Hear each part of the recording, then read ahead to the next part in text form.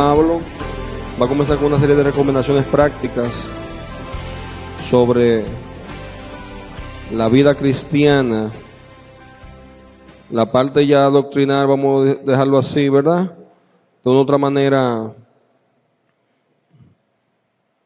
comienza ahora él a complementarlo con lo que es la práctica, la acción.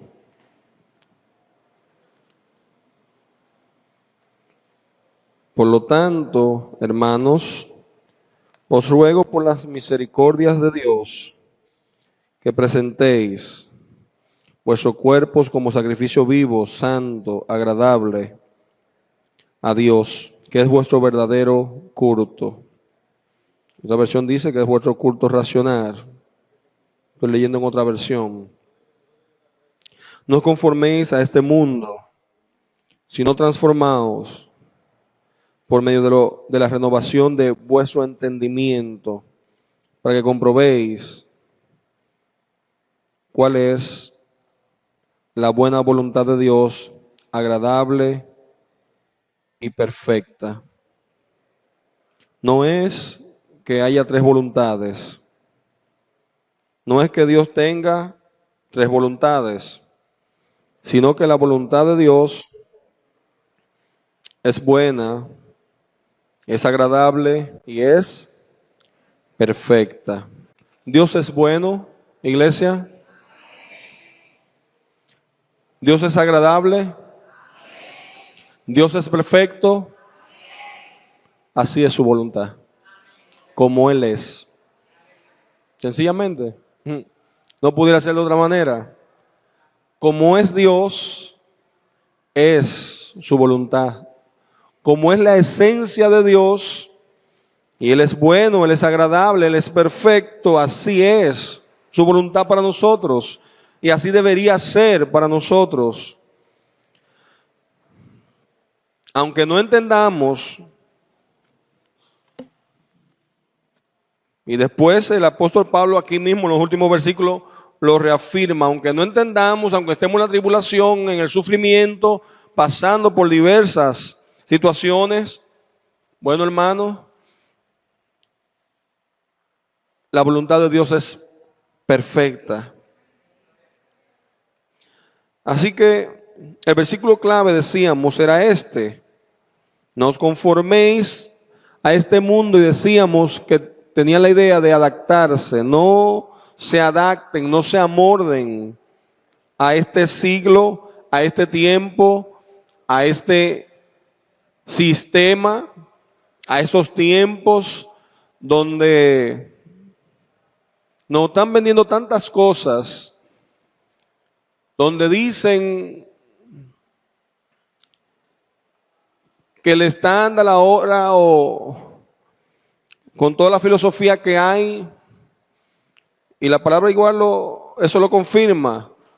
Lo que antes era malo ahora es bueno, o dependiendo, o depende. Todo es relativo, un relativismo terrible. No, pero hablar mentira es malo. Bueno, depende. No, pero que engañar es malo. Bueno, depende. No, hermanos.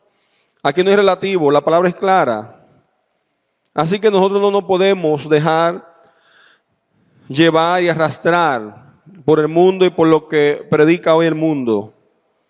La Biblia es clara.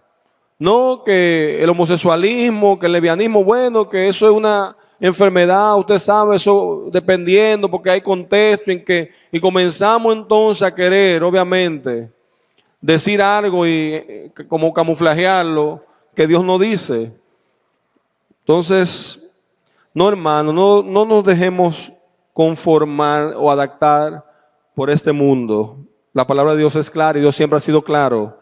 Los sí de Dios son sí, los no son no. Amén. No hay puntos intermedios y que bueno, pero...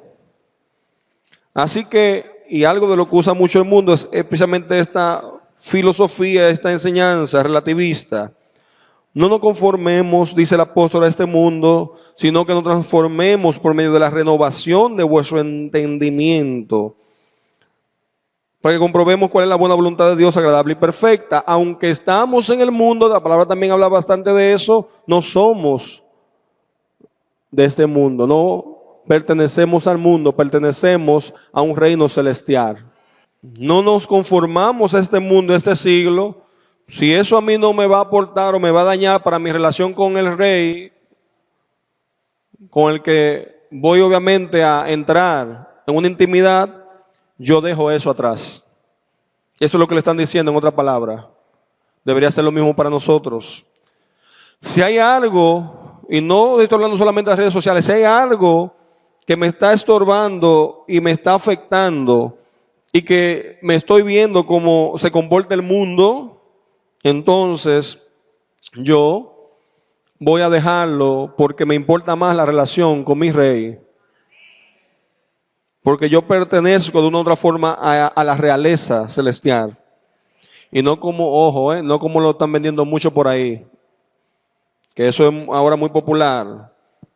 Tú eres hijo del rey, tú perteneces a la realeza, tú esto, lo otro. No en ese sentido, no, ¿saben? Ahora todo es que tú eres rey, que tú eres... Ajá.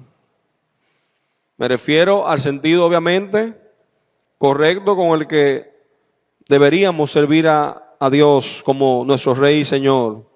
Debe evidenciarse ese cambio en cada uno de nosotros. Debe evidenciarse ese cambio, esa transformación, como bien hablábamos, metamorfosis, así como la mariposa sale, ¿verdad?, de un gusano hasta llegar a ser lo que es, levantar vuelo. Debe reflejarse esa transformación en nosotros. El libro, bueno, el capítulo, específicamente Romanos, el capítulo 12, muchos, precisamente comenzando ahí la parte del creyente, de la vida cristiana, deberes de la vida cristiana, como lo titula después, la nueva vida en Cristo, la transformación que se da. Prácticamente, si lo vemos en secciones, muchos comentaristas afirman que el apóstol Pablo da 4 imágenes o en 4 cuadros representa lo que debería ser la vida del creyente. En la primera parte ilustra al creyente como un sacrificio en el altar, ese culto racional del que habla. En el segundo cuadro ilustra al creyente como un miembro del cuerpo, de un cuerpo. Todos somos miembros de una iglesia local, que es el cuerpo de Cristo, pero que a la vez pertenece, amén, a una iglesia universal, que son todos los creyentes verdaderos. Obviamente que un día a esa iglesia universal es a la que Cristo, obviamente, viene por ella a buscar. En el tercer lugar, ahí mismo en Romanos 12, vamos a ver, y Pablo va a ilustrar al creyente como un miembro de una familia.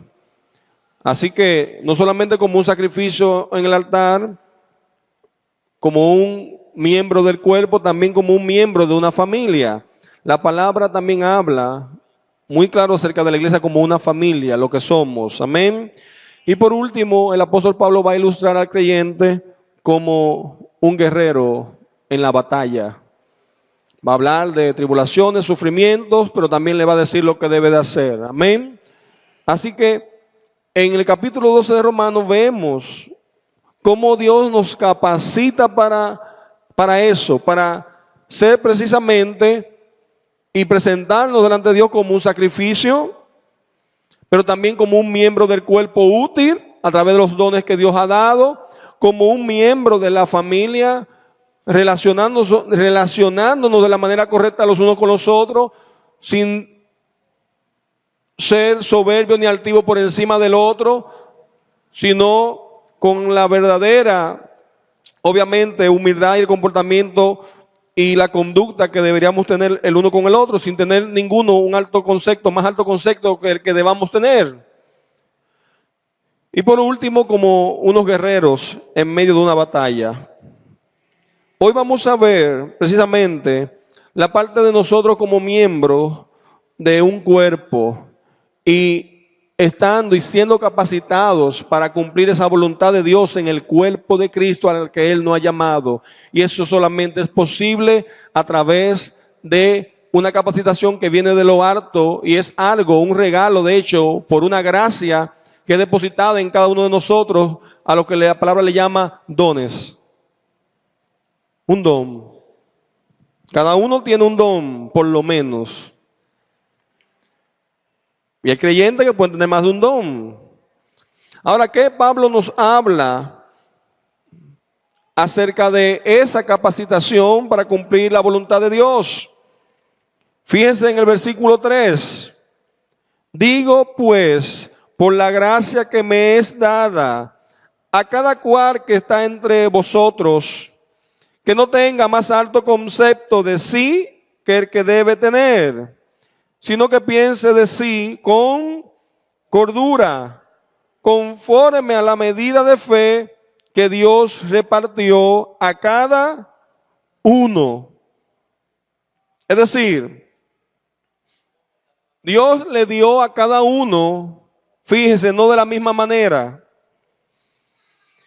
Y Él está diciendo aquí que nosotros debemos precisamente tener un concepto de nosotros y pensar conforme a esa medida que Dios repartió. De la manera que en un cuerpo tenemos muchos miembros, pero no todos los miembros tienen la misma función, así nosotros, siendo muchos, somos un cuerpo en Cristo y todos miembros los unos de los otros. Tenemos pues diferentes dones según la gracia.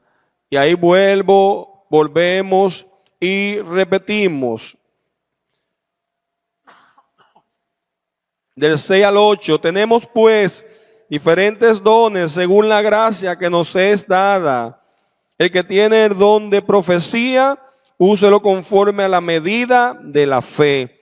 El de servicio, en servir. El que enseña, en la enseñanza. El que exhorta, en la exhortación. El que reparte, con generosidad. El que preside, con solicitud, el que hace misericordia con alegría.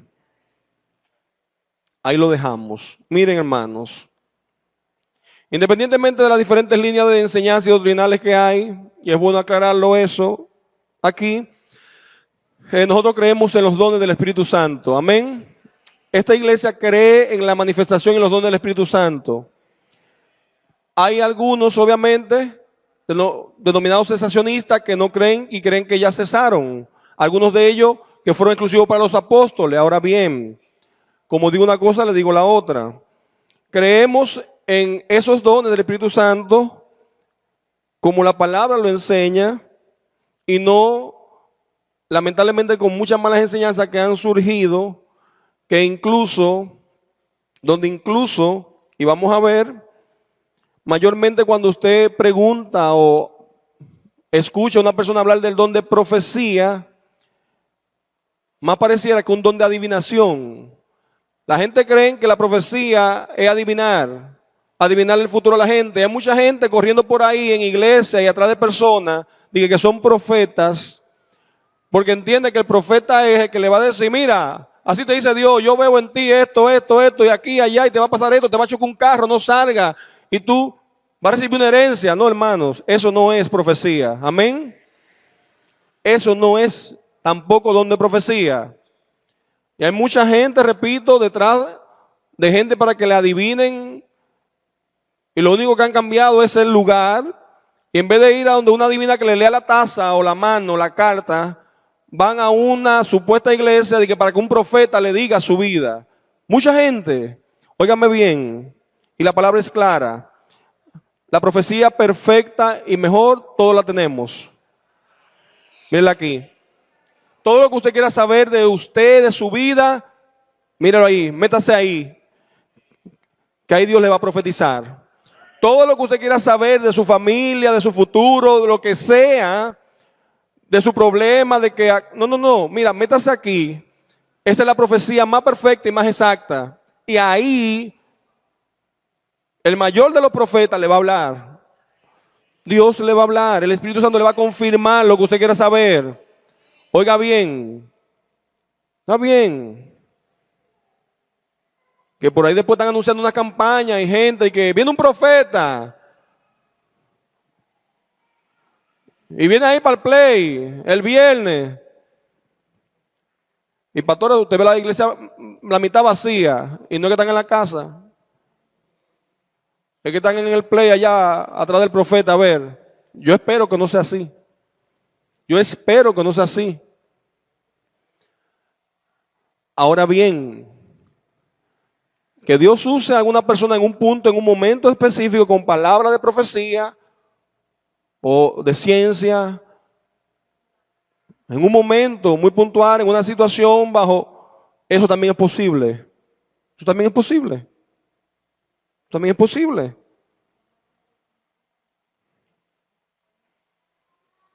Hay personas que Dios ha usado de hecho para confirmar cosas y yo sé que es el Señor que la ha estado utilizando, pero fíjense algo, no es que me esté diciendo algo nuevo, adivinándome algo, ya me está confirmando algo que Dios estaba tratando conmigo y que de una u otra manera me estaba diciendo.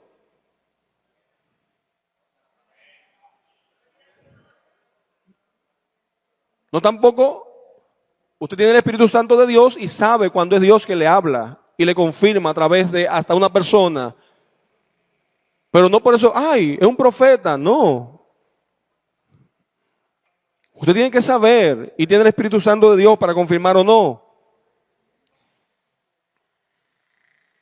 No tiene nada que ver la adivinación con la profecía. Así que,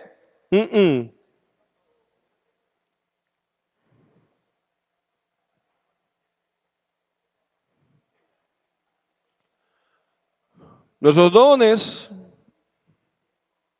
difieren, son diferentes, hermanos. Pero todos proceden del mismo Espíritu de Dios, el Espíritu Santo de Dios. Y todos deben ser usados para la gloria de Cristo.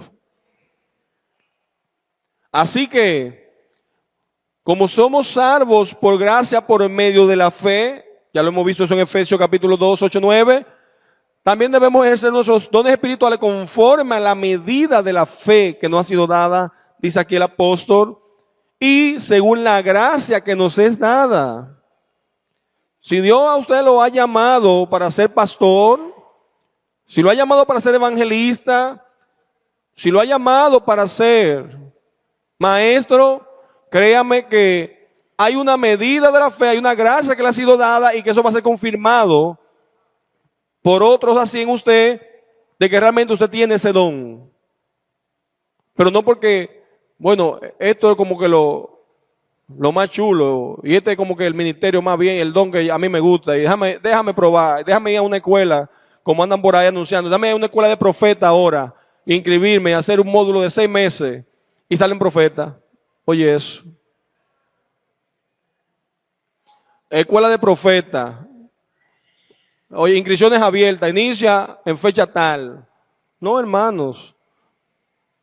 Hay escuela de evangelista. Y tú tienes primero, sobre todo, saber quién te ha llamado y a qué te ha llamado el Señor. Porque no hay nada más terrible, hermano, que una persona en el cuerpo ocupando el lugar que no le corresponde o al Dios no lo llamó o la llamó. No hay algo más terrible. Imagínese usted que un dedo del pie en la mano. Eso como que tú dices, ajá. Imagínese eso. Y el tobillo en el codo. No. Es que no funciona así. No, así mismo en el cuerpo de Cristo, en el cuerpo espiritual es igual en la iglesia. Cada uno, dice la palabra aquí, Dios en ese cuerpo tiene varios miembros, diferentes miembros, con diferentes capacidades, cada uno para su función. Y funciona bien el cuerpo cuando cada uno está haciendo su función para la cual fue creada. Amén, iglesia.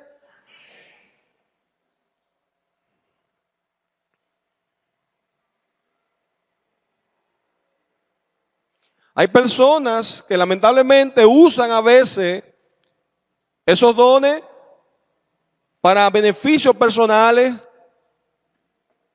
para incluso comercializar con ellos. La palabra es clara. La única razón para la cual Dios ha dotado a la iglesia de esa capacidad, de esos dones, esos regalos, es, como lo vamos a ver, y como dice también en Efesios, es para la edificación de su iglesia. Y así Dios es glorificado. La iglesia se edifica, crece y Dios es glorificado. Entonces, hay que tener cuidado. Hay que tener cuidado con lo que uno escucha y ve por ahí. La palabra es clara.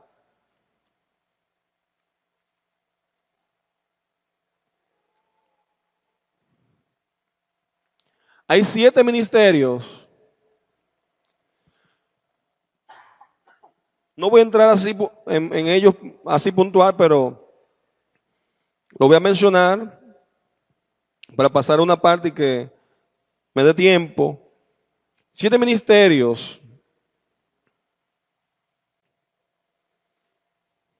El de profecía, úselo conforme a la medida de la fe. El del servicio, en servir. El que enseña en la enseñanza. El que exhorta en la exhortación. El que reparte con generosidad. El que preside con solicitud. El que hace misericordia con alegría. Y ahí están los 7. Ya hablé sobre la profecía. Y busque bien cómo se define en 1 Corintios 14:3. No es adivinación, ni no es que una gente le va a decir el futuro. Falso. Tenemos la profecía más completa, perfecta aquí revelada. Dios ha hablado y esa palabra funciona aún hoy, aplica para hoy, para mañana, para siempre. El cielo y la tierra pasarán, mas su palabra no pasará. Segundo, el de servicio, que literalmente quiere decir diaconar. El de diaconía, servir. Y puede referirse a ese oficio. Tercero, enseñanza. De acuerdo a 2 Timoteo 2, 1, 2, una responsabilidad importante que le dice Pablo a Timoteo. 2 Timoteo 1, 2. Vaya alguien buscándome por favor también Hechos 5. Dice, tú pues, hijo mío, esfuérzate en la gracia que es en Cristo Jesús. Lo que has oído de mí ante muchos testigos, esto encarga a hombres fieles que sean idóneos para enseñar también a otros. Hombres fieles, describe aquí la palabra, que sean idóneos para enseñar también a otros. Que sean idóneos, hombres fieles, que sean idóneos. ¿Por qué Él está requiriendo que sean hombres fieles e idóneos? Porque le está haciendo un encargo, no de cualquier cosa, sino de lo que Él mismo escuchó. En otra palabra, mira, lo que has oído de mí, le está diciendo, eso, así como está íntegro, traspásalo y síguelo a otros. Porque si uno no es capaz de hacer eso, hermano, lo que ocurre es lo siguiente. Y eso lo hemos visto en la práctica. ¿Supiste fulano? Se cayó María. ¿Qué? ¿Y cómo fue? Juan va y le dice, ¿supiste fulano? Atropellaron a María. ¿Qué? ¿La atropellaron? ¿A dónde? Wow, ¿supiste que atracaron a María? Que María se murió. ¿Cuándo? Y ya, al final, no se parece en nada al mensaje original que se quiso emitir y llega distorsionado. Muchas veces pasa eso mismo con personas que no pueden enseñar y manejar el mensaje, el contenido. Es una gran responsabilidad. Entonces, Pablo le dice a Timoteo, lo que has oído. Sí, no inventen otra palabra, otra cosa. Es lo que has oído de mí, que lo que yo he enseñado, eso tú agarras y entonces transmítelo, enséñalo a otro. Agarra hombres fieles, idóneos para eso y dáselo, y también que ellos transmitan eso a otros.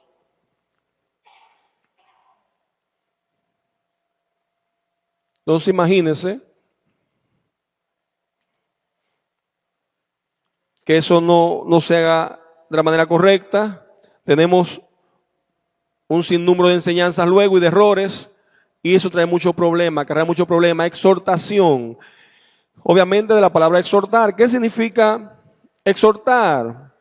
Y es muy importante también este ministerio en la iglesia, es estimular a los creyentes, a otras personas a servir y a ser fieles al Señor. Eso es exhortar. Necesitamos no solamente enseñar, también necesitamos exhortar, estimular a las personas a servir y ser fieles al Señor. E increíblemente, una de las mejores herramientas de exhortación, ¿sabe cuál es? Nuestra misma vida, nuestra misma manera de servir al Señor. Sin decirle ni hablar nada, la gente va a ver y decir: yo quiero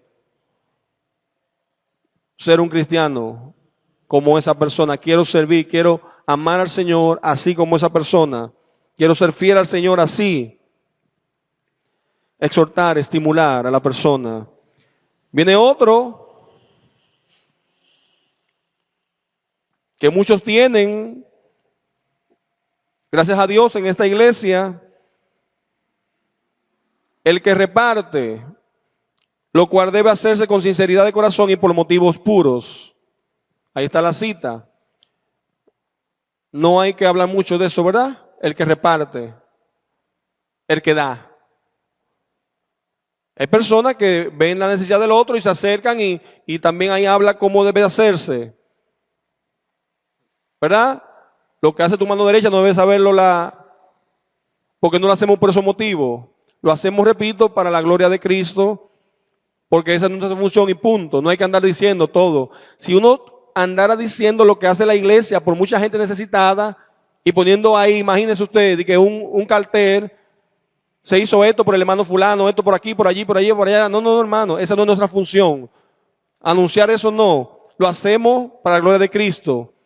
Ahora, nosotros estamos llamados a hacer eso como iglesia, como cuerpo.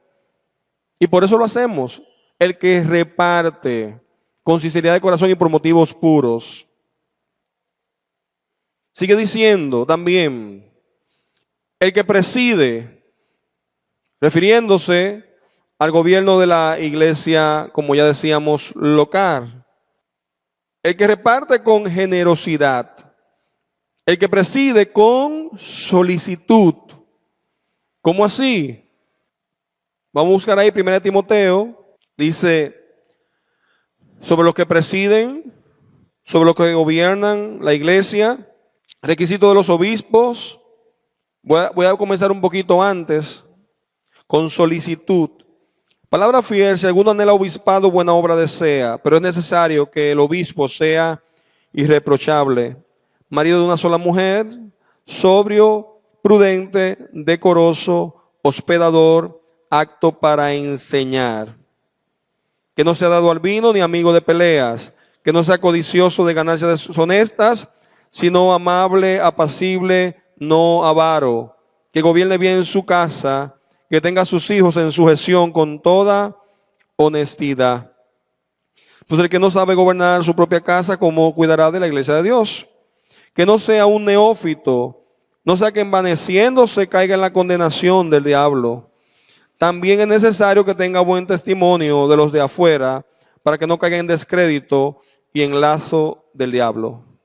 Mayormente, por eso muchas denominaciones usted va a ver, cristiana obviamente, que cuando Dios llama a una persona, quienes confirman ese llamado, de hecho ese ministerio, no es ni la misma persona, son los ancianos y los demás de la iglesia, que comienzan por un tiempo a orar y a confirmar en toda la congregación que se cumpla en esa persona todo eso que acaba de decir aquí, 1 Timoteo.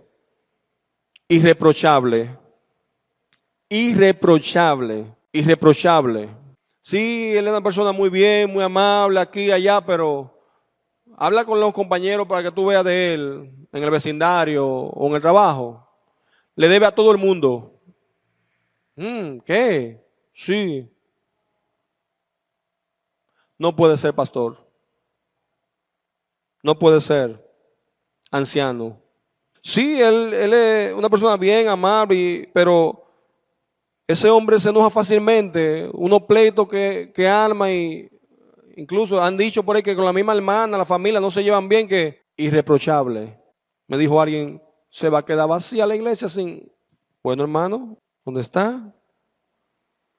De eso se trata. No estamos sirviendo al hombre. De eso se trata. El que preside con solicitud, y se refiere a esta persona, marido de una sola mujer, sobrio, prudente, decoroso, hospedador, apto para enseñar, hospedador. Si tienes que acoger a alguien en tu casa y te llegó una familia porque se le fue la casa con el río y llegó esa familia con 9 hijos, pues mire, pastor, no tenemos dónde ir. Ah, pero ¿y cómo ustedes vienen a las 2 de la mañana, yo durmiendo? Oiga, me dijeron de un pastor, no lo conozco, no sé si es verdad, pero me dijeron de un pastor, no recuerdo quién fue, creo que fue alguien de acá mismo, que desconectaba el teléfono. Cuando se iba a acostar en su casa en la madrugada, desconectaba el teléfono para poder dormir y descansar. Oiga eso. Sí, el pastor desconectaba, es como que un médico, por hacer la analogía, que sabe que tiene pacientes que de emergencia pueden llamar a cualquier hora, desconecta el teléfono, lo apaga el celular, no, que no me llamen, no. Parte de su trabajo es ese. A la hora que sea, y tiene que ver mucho precisamente con ese servicio, lo van a llamar, hermanos. Si mire, pastor, que pasó tal cosa, o mire, fulano, y usted no sabe, o le van a llegar mismo a la casa.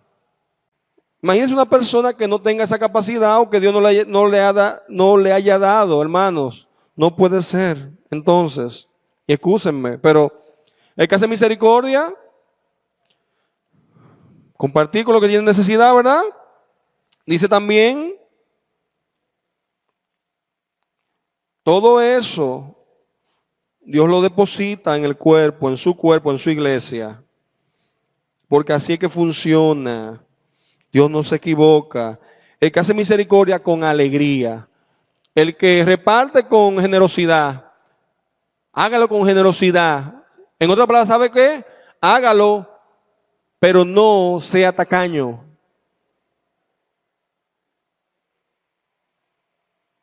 Sí, hágalo, pero no sea tacaño. Miren, hermanos, todos conocemos esta cita por un tema de tiempo. No la voy a desarrollar hoy ya, obviamente, pero en Efesios 4, 7, 12 describe a las personas dotadas que Dios ha dado a la iglesia. Ahí habla claramente que Dios dona a los hombres y que ha constituido a unos, y habla de las personas dotadas que Dios ha dado a la iglesia. Y ahí vamos a ver que habla de apóstoles, de profetas, de maestros, y ahí vuelvo al mismo punto, pero lo voy a aclarar el domingo que viene. Por la mala información y la mala enseñanza de una nueva corriente hoy en día del famoso apostolado, de todos esos apóstoles, de los que se han autodenominado como apóstoles, pero que no son, realmente es imposible que lo sean por los mismos requisitos de que debían tener los apóstoles ya de entrada. Hoy en día no hay apóstoles en ese sentido. En otro sentido puede que haya, en el ministerio obviamente de lo que son enviados a plantar iglesias incluso y supervisan y tienen responsabilidad sobre varias iglesias y demás. Pero hermanos, como el mismo Pablo dijo, el último de los, y fue ya por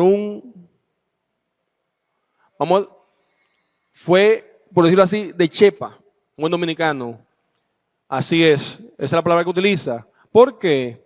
Porque ellos tenían que ser testigos de Cristo. El apóstol tenía que ser testigo. Ahora,